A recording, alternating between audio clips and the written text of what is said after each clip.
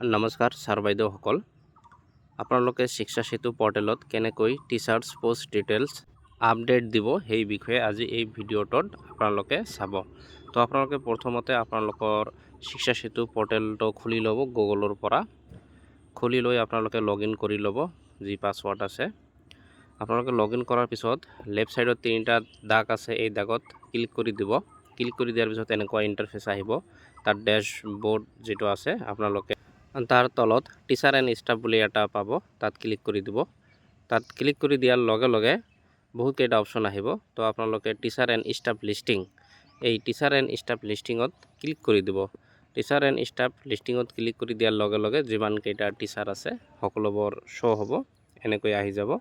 তাৰপিছত আপোনালোকে লেফ্ট সাইডত দেখা পাব চিলেক্ট একশ্যন, এই চিলেক্ট একশ্যন অপশ্যনটোত ক্লিক কৰি দিব। ক্লিক কৰাৰ পিছত এনেকৈ বিভিন্ন ধৰণৰ অপশ্যন শ্ব' হ'ব। তো আপোনালোকে তাত এডিট অপশ্যন আছে, যেটো এডিট বুলি লিখা আছে, আপোনালোকে এই এডিটত ক্লিক কৰি দিব। এডিটত ক্লিক কৰি দিয়াৰ লগে লগে এনেকুৱা ইণ্টাৰফেচ আহিব। তো আপোনালোকে জাষ্ট স্ক্ৰীনত ৰাইট সাইডত বা স্ক্ৰীনত য'তে হওক টাচ কৰি দিব। টাচ কৰি দিয়াৰ লগে লগে পোষ্ট ডিটেইলছটো আহি যাব আৰু এইখিনিয়ে আপডেট দিব লাগে। পোষ্ট ডিটেইলছ আছে, personal details, qualification, additional qualification and knowledge, official account details, specially post ডিটেইলছটো আপডেট দিব লাগে। আপোনালোকে যিখিনি ষ্টাৰ মাৰ্ক দিয়া আছে এই কেইটাহে অকল আপডেট দিব লাগে, মেক্সিমাম অট'মেটিক আপডেট দিয়াই থাকে। তো ইয়াত ডিৰেক্টৰেট বুলি এটা অপশ্যন আছে, আপোনালোকে তাত ক্লিক কৰি দিব। ক্লিক কৰি দিয়াৰ লগে লগে এনেকুৱা অপশ্যন আহিব, directorate of elementary education, directorate of secondary education আৰু SSA সমগ্ৰ শিক্ষা আছাম আহিব। তো আপোনালোকে যি কেটাগৰীত হয় LP আৰু UPত কৰিলে ডিৰেক্টৰ অফ এলিমেণ্টাৰী এডুকেশ্যন হ'ব, হাই স্কুল হাই ছেকেণ্ডেৰীত কৰিলে ডিৰেক্টৰ অফ ছেকেণ্ডাৰী এডুকেশ্যন হ'ব। তো আপোনালোকৰ যি হয় সেই হিচাপত দিব। তো মই ডিৰেক্টৰ অফ এলিমেণ্টাৰী এডুকেশ্যন এইটো দিলোঁ। এইটো দিয়াৰ লগে লগে ইয়াত নেম অফ পোষ্ট, এইটোত ক্লিক কৰিলে এনেকুৱা বহুত অপশ্যন আহিব। আপোনালোকে টিউটৰ হ'লে টিউটৰ দিব, ৰেগুলাৰ হ'লে ৰেগুলাৰ দিব। ধৰি লওক ৰেগুলাৰ বুলি দিলোঁ, ৰেগুলাৰ ক্লিক কৰি দিলোঁ। তাৰপিছত এনেকৈ আহিব পোষ্ট কেটাগৰী, আপুনি হেডমাষ্টাৰ হ'লে হেডমাষ্টাৰ দিব, এছিষ্টেণ্ট টিচাৰ হ'লে এছিষ্টেণ্ট টিচাৰ দিব, LP নে UPৰ, না কণ্ট্ৰাকচুৱেল, না assistant teacher of LP, SRD, না ছায়েন্স টিচাৰ, না গ্ৰেজুৱেট টিচাৰ, যি অপশ্যন আহিব আপোনাৰ যিটো হয় সেই হিচাপত আপোনালোকে দি দিব। মই এছিষ্টেণ্ট টিচাৰ LP বুলি ছিলেক্ট কৰিলোঁ। তাৰপিছত এনেকুৱা আহিব মোড অফ ৰিক্ৰুটমেণ্ট, আপোনালোকে কেনেকৈ আপোনালোকৰ ৰিক্ৰুটমেণ্ট দিছে তো হিচাপত দিব। মই ডাইৰেক্ট ৰিক্ৰুটমেণ্ট বুলি কয় এইটো ছিলেক্ট কৰি দিলোঁ। মেক্সিমাম এইটোৱে হ'ব।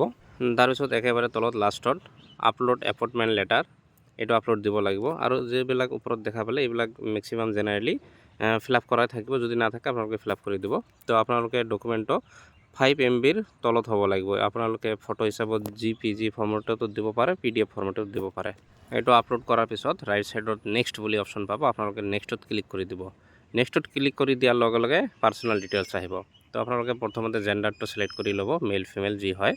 তাৰপিছত আপোনালোকে supporting document of date of birth, date of বাৰ্থৰ কাৰণে ছাপৰ্টিং ডকুমেণ্ট দিব লাগিব। এইটো বাৰ্থ চাৰ্টিফিকেট নহ'লে মেট্ৰিকৰ যিটো এডমিট আছে এইটো দিলে হ'ল।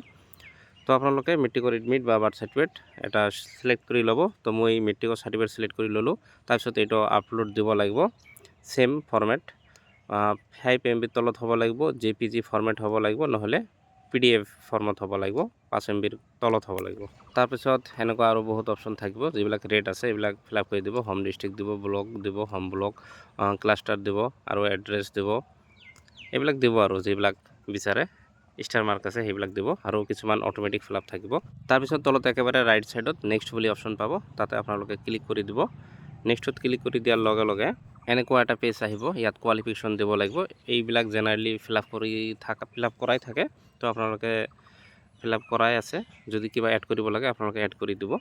তাৰপিছত এনেকুৱা আহি যাব, আপোনালোকে এইবিলাক দিব পাৰে, নিদিলেও কোনো প্ৰব্লেম নাই। জাষ্ট আপোনালোকে নেক্সটত ক্লিক কৰি দিব, নিদিলেও হ'ব।